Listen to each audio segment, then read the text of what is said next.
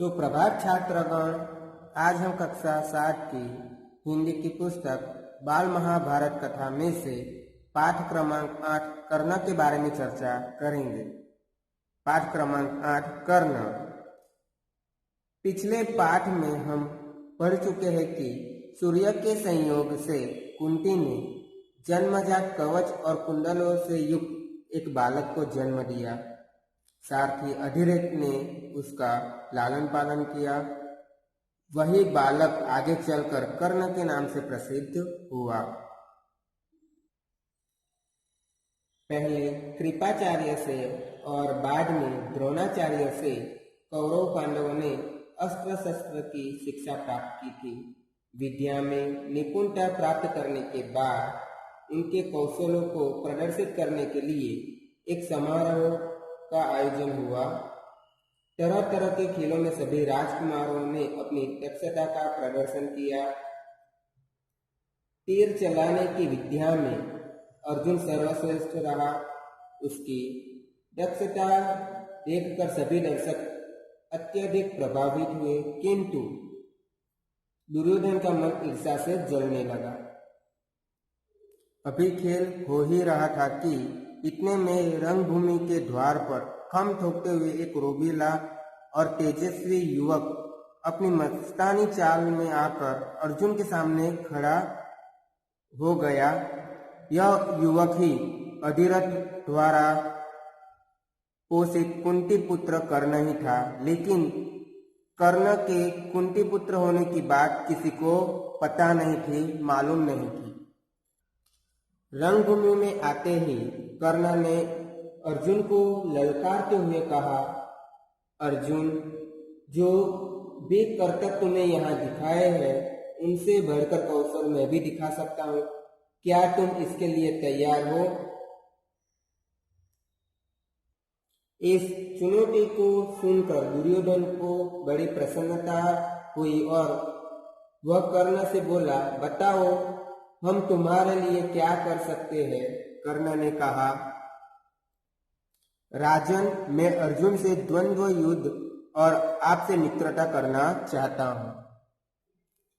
कर्ण की चुनौती सुनकर अर्जुन ने कर्ण से कहा, कर्ण, सभा में जो बिना बुलाए आते हैं और जो बिना किसी के पूछे बोलने लगते हैं वे निंदा के योग्य होते हैं। यह सुनकर कर्ण ने कहा, अर्जुन, यह उत्सव केवल यानी यह पर्व केवल तुम्हारे लिए ही नहीं मनाया जा रहा है, सभी प्रजाजन इसमें भाग लेने का अधिकार रखते हैं। व्यर्थ डिंगे मारने से क्या फायदा है, यानी झूठी प्रशंसा करने से क्या फायदा, क्या लाभ?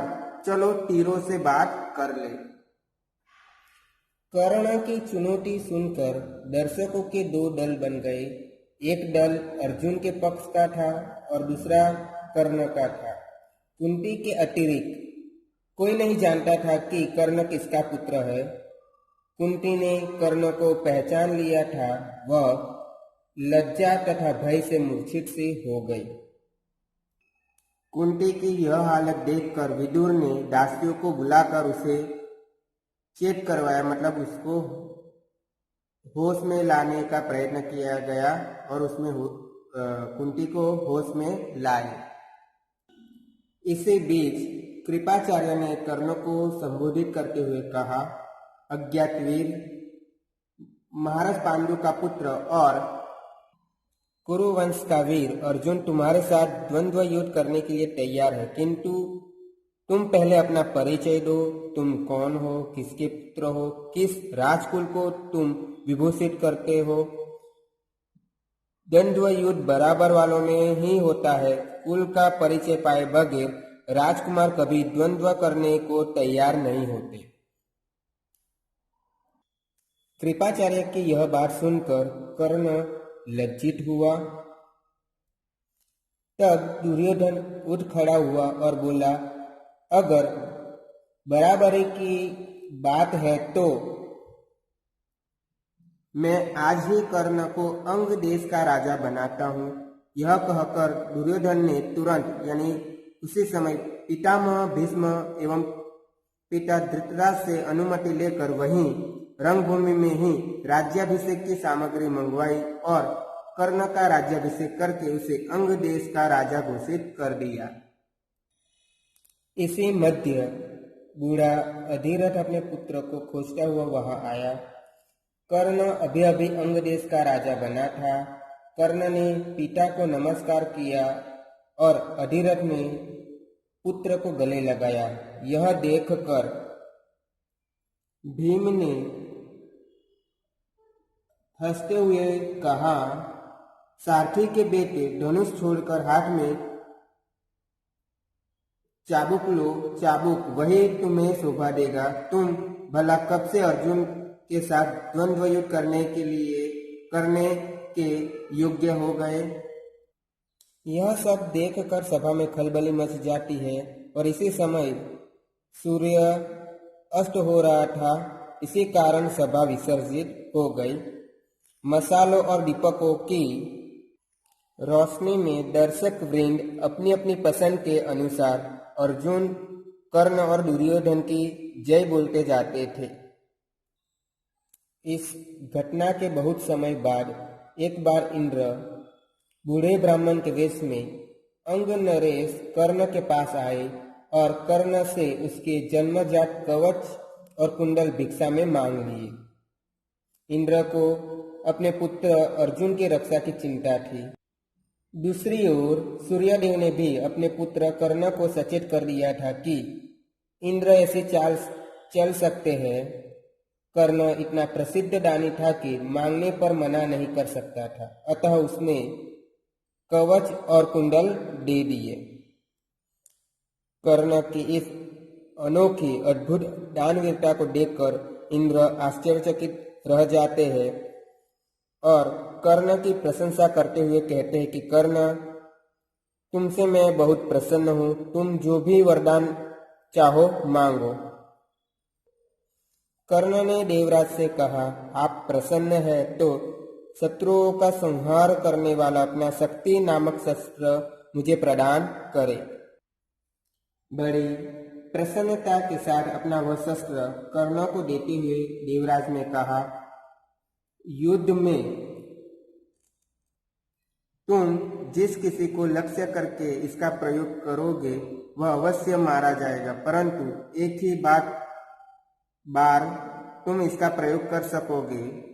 तुम्हारे शत्रु को मारने के बाद वह मेरे पास वापस आ जाएगा। इतना कहकर इंद्र चले गए, यानी इंद्रदेव चले जाते हैं। एक बार कर्ण ब्रह्मास्त्र सीखने की इच्छा से ब्राह्मण के वेश में परशुराम जी के पास गया और उनसे प्रार्थना की कि उसे शिष्य रूप में स्वीकार करने की कृपा करे। परशुराम ने कर्ण को ब्राह्मण समझकर ब्रह्मास्त्र चलाना सिखा दिया और इस प्रकार कर्ण ने ब्रह्मास्त्र चलाना सीख लिया, यानी उसकी विद्या प्राप्त कर ली। एक दिन परशुराम जी कर्ण की जंघा पर सिर रखकर सो रहे थे। एक काले भौरे ने कर्ण की जांघ के नीचे घुसकर कर्ण को लहूलुहान कर दिया। कर्ण ने गुरुदेव की नींद भंग होने के भय से जांघ को हिलाया डुलाया नहीं। रक्त से शरीर भीगने पर परशुराम जगे तो उन्होंने जांघ से बहते हुए खून को देखकर कर्ण से पूछा, बेटा सच बताओ तुम कौन हो। तब कर्ण असली बात न छिपा सका। उसने स्वीकार कर लिया कि वह ब्राह्मण नहीं बल्कि सुतपुत्र है। यह जानकर परशुराम को बड़ा क्रोध आया, अतः उन्होंने उसी घड़ी कर्ण को श्राप देते हुए कहा, चूंकि तुमने अपने गुरु को ही धोखा दिया है, इसलिए जो विद्या तुमने मुझसे सीखी है वह अंत समय में तुम्हारे किसी काम न आएगी। ऐन वक्त पर तुम उसे भूल जाओगे और रण क्षेत्र में यानी युद्ध भूमि में तुम्हारे रथ का पहिया पृथ्वी में धंस जाएगा। परशुराम का यह जो श्राप है वो निष्फल न हुआ, यानी सच साबित हुआ। जीवन भर कर्ण को उनकी सिखाई हुई ब्रह्मास्त्र यानी ब्रह्मास्त्र चलाने की जो विद्या है वो याद रही। लेकिन कुरुक्षेत्र के मैदान में अर्जुन से युद्ध करते समय कर्ण को वह याद न रही।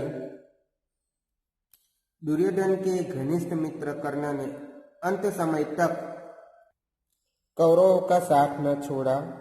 कुरुक्षेत्र के युद्ध में जब भीष्म तथा आचार्य द्रोण की मृत्यु हो जाती है, इसके बाद दुर्योधन ने कर्ण को कौरव सेना का सेनापति बनाया।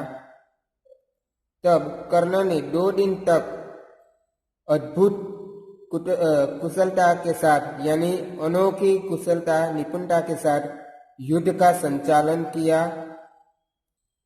अंत में जब श्रापवश उसके रथ का पहिया जमीन में धंस गया और वह धनुष बाण रख कर जमीन में धंसा हुआ पहिया निकालने का प्रयत्न करने लगा यानी कोशिश करने लगा, तभी अर्जुन ने उस महारथी पर प्रहार किया, वार किया। माता कुंती ने जब यह सुना तो उनके दुख का पार न रहा, मतलब उनको बहुत दुख होता है, क्योंकि अपने पुत्र अर्जुन के शस्त्रों द्वारा ही अपने यानी अर्जुन के जिस भ्राता की मृत्यु हुई थी। धन्यवाद छात्रों।